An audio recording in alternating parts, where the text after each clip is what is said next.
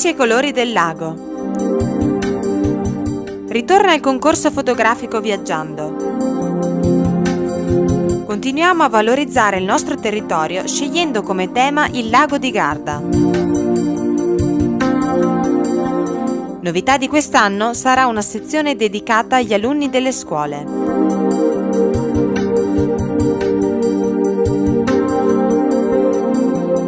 Vi aspettiamo tutti dal 12 al 21 giugno alla festa di San Vito al Mantico.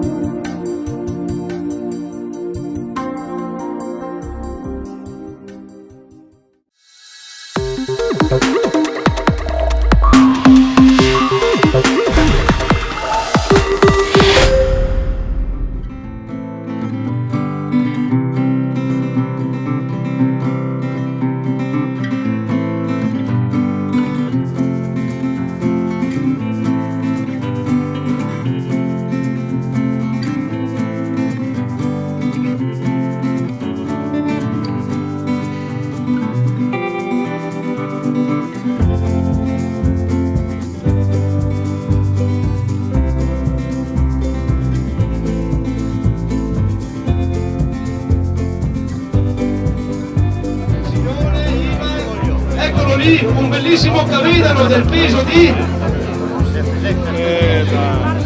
chilo 712. 1 chilo 712.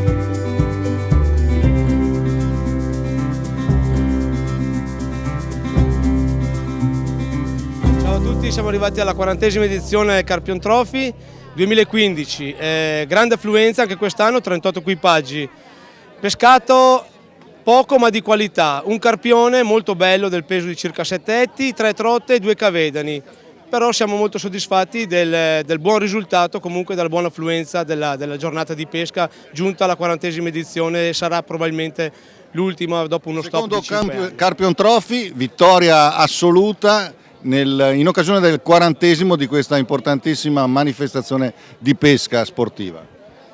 Abbiamo vinto dopo 20 anni ancora il Carpion Trophy. È stato un colpo di fortuna, un gesto tecnico eccezionale suo e dell'equipaggio? Assolutamente un colpo di fortuna. Ma lo è stato anche la prima volta quindi? Assolutamente sì, anche perché il carpione è una specie in via di estinzione e dunque è solamente fortuna. Sì, la zona dove avete trovato questo preziosissimo esemplare di carpione? Tra San Vigilio e Brancolino a Torri. Mi dicevi che questa è una zona di frega nota a voi pescatori? Assolutamente sì.